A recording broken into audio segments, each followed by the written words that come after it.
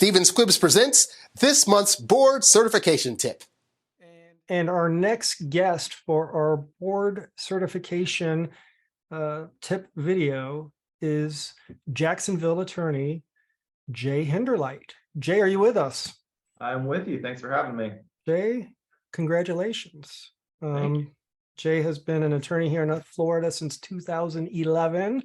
Started off as a public defender. And Jay, when did you dabble into family, or when did you accept this is something you wanted to do? Valentine's Day 2015. How romantic. Is there a story behind that? There isn't, but it's ironically the day I started my family law career. It's you have a heart, so that's perfect. And it took you a couple of years to get board certified, so that was really quick. You know, if you chose it, you know, in 14 and now it's 23 and you're certified, I'd say you did a good job and you took it pretty seriously. Well, thank you. Thank you. So we chatted a little bit before we hit record, and I asked you how you found out, and you said by email. And I guess since then your life has been pretty good. I had the honeymoon. It was a fun surprise because it said they were going to mail the results, and I'd heard from prior test takers that they were notified around Memorial Day. But Yeah, I was in the middle of a client consultation, and they had sent me something, and I wanted to look and see if it had gone into my clutter, and it hadn't, but that's where I found the. So it went to your junk folder. It went to clutter on Outlook. So thank goodness you looked, right? And when you saw that, did you have to stop the appointment? No, I kept my cool, but really, I don't think I would have been able to do that. So cool story. So most people are like afraid to take the board cert exam just because the number of people who apply to take it, there's usually not a big passage rate. This year, 9 people passed. I don't know how many people sat for it yet, but what were you thinking when you were doing the application process? I don't know if I was afraid to take it so much as I didn't want to do the work necessarily, just because I have other things going on. But I did want to get board certified, and I thought about applying. Actually, I started the application last year to take it in 22, but I just procrastinated too long, I think. But I met with all of the local attorneys that have been board certified, or at least have passed the test in the last 3 or 4 years, and kind of got their input about what they did and what they recommended that I do to get ready, and I just followed their lead. So what were those valuable recommendations? Well, I mean, the biggest thing was start early. I didn't start as early as people apparently, but I wanted to have all my outlines done, at least outlines from the red books from the prior year, done before cert review in January, so I could just supplement them with what was new or what was different or what I might have missed. And I mostly did that. There were 1 or 2 I was outlining on Thursday between the day I got there for the tips and nibbles and the first day, but I got pretty close. How many hours would you say you put in before board cert? So in watching your prior videos, I've heard people say 300. What I heard from my local contacts was 100, which seemed more palatable. I probably did 100 plus, less than 150, but I don't know. I didn't keep track of it. Some people keep track like they're billing a case. Yeah, I don't. That might depress bill me. hours. I mean, I know that's what I have to do, but I'm not going to do it if I don't have to. So now that you have taken the test and you know that you passed it, do you think it was fair? I do. I think it was fair. It's a hard test just in the sense that you have to know a lot, and not only know it, but able to recall it. And it's a lot of things that in practice you don't need to know off the top of your head. But having gone through the process and learned all the information that I learned, it made me far smarter and more knowledgeable as a practitioner than I've ever been before. And if the point of the test is to become an expert, you know, it really did that, because, you know, I personally knew that my knowledge of family law and my ability to recall cases, apply rules, just practice at a high level is a lot higher now than it was, say, in January of this year, just because of all the studying. Yeah, and that's a benefit you get whether or not you pass or not. And a lot of folks that seem to have anxiety about the test, they're going to be a better lawyer if they just buckle down and go through the process, whether they pass or not. And I don't think I was ever as smart as I was the year I passed board certification. And then I That's did really the true. And people I think focus a lot on the test and whether or not it's really a test to for knowledge, or if it's a test to kind of weed out those that didn't study enough. And I think that kind of misses the point. The point is, if you want to hold yourself out as an expert, then you need to really buckle down and focus hard on all of the different components and nuances of practice of family law. And the only way to really do that is, at least in my mind, is to prepare for something like that. Sure. And the amount of memorization that's required, especially, like alimony factors and, how would you get that in your head where you could just recite them? Did you use like phonics or some type of system? Yeah, I did two things. I did mnemonics for all the factors, but then I also did some online note cards just to kind of help me. Yeah, I'm a big note card guy.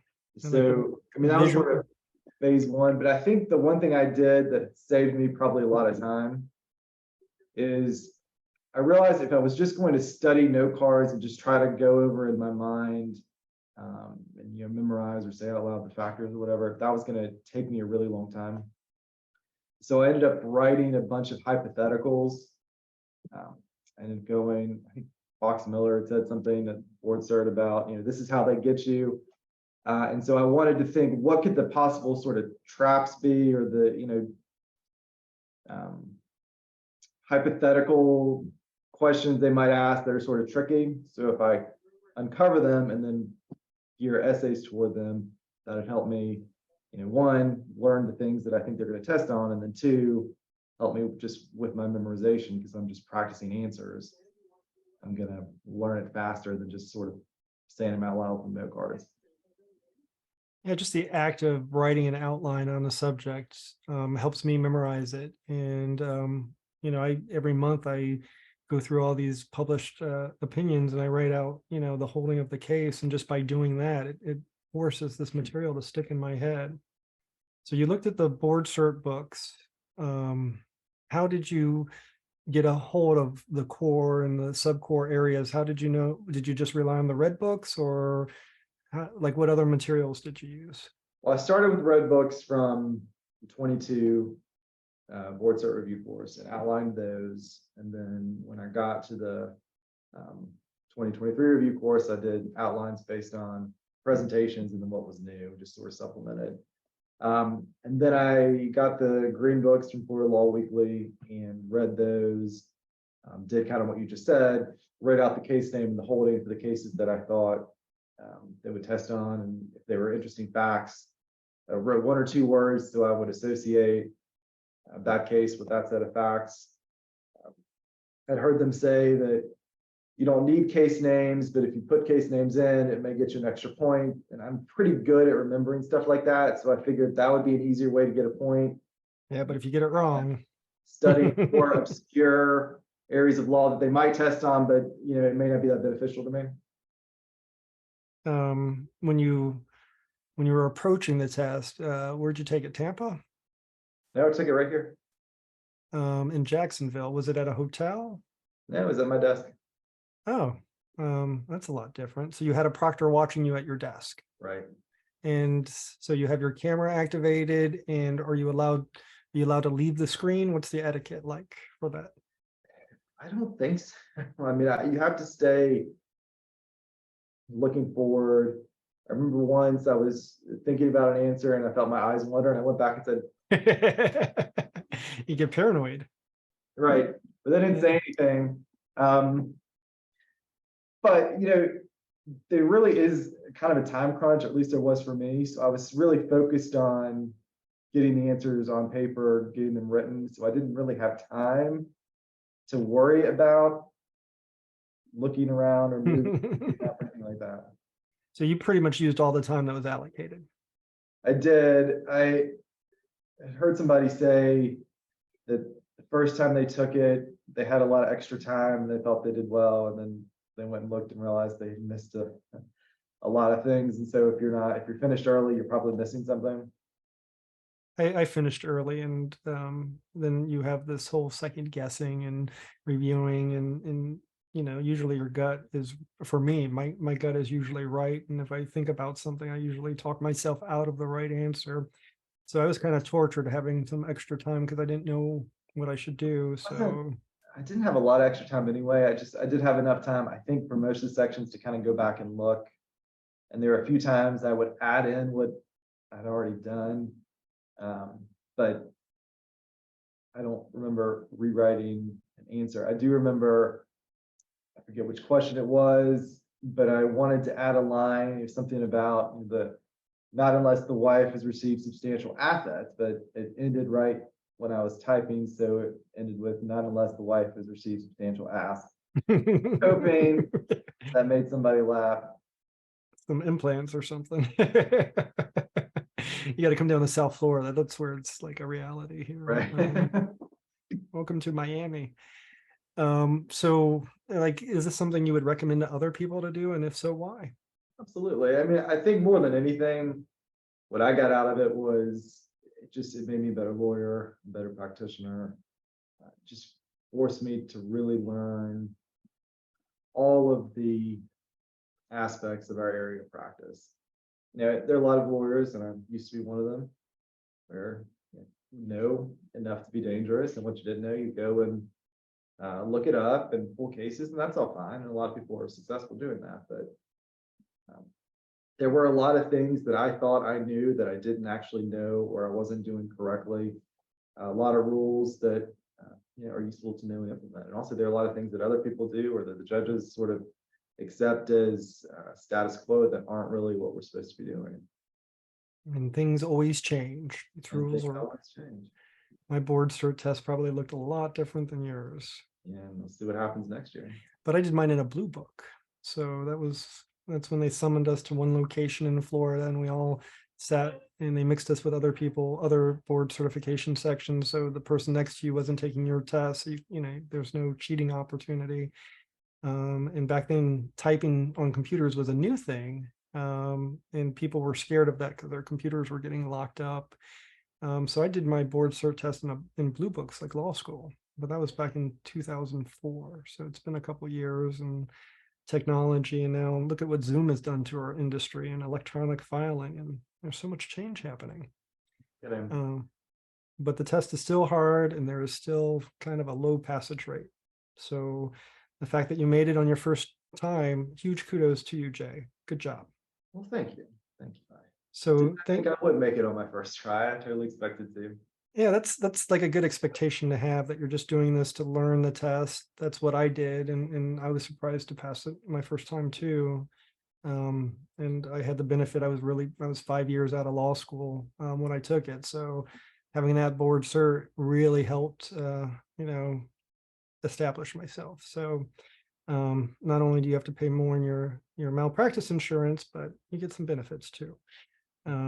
Have you seen those benefits? Is your phone ringing a little more yet? Yeah, I don't know if it is or isn't. I mean, it's only been 3 weeks. 3 weeks. Well, I did see your website, and you do have everything properly branded. So, To do that. but you earned this. So, congratulations, Jay. Any other tips you can think of that might be helpful to folks thinking of taking this exam coming up or sometime in the future? One big thing I'd say is just know yourself and trust yourself, because a lot of people will give you different expectations about how many hours you need to study, or yeah, 300. I did not study 300 hours. But to me, 300 it wouldn't have been worth it. And even if I did 100 one year, didn't pass it, then I'd already had the outlines done. I can do 50 the next year. So I'm a big fan of working smarter rather than harder, just because. Yeah, but everybody has their I like having way. Everybody has Exactly. their way of learning too. So and Of course, people also sort of like to, I think, humble brag a little bit. Like, I studied 300 hours, which is great for them. I don't think that's a brag. You know, I went into the mountains, locked myself in a cabin, and came out 3 months later.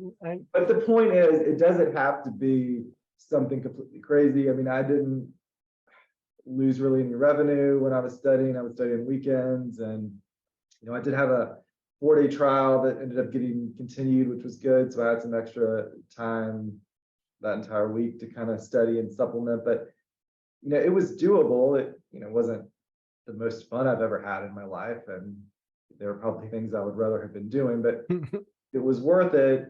And I definitely got a solid return on the time I invested. Do you want to give us?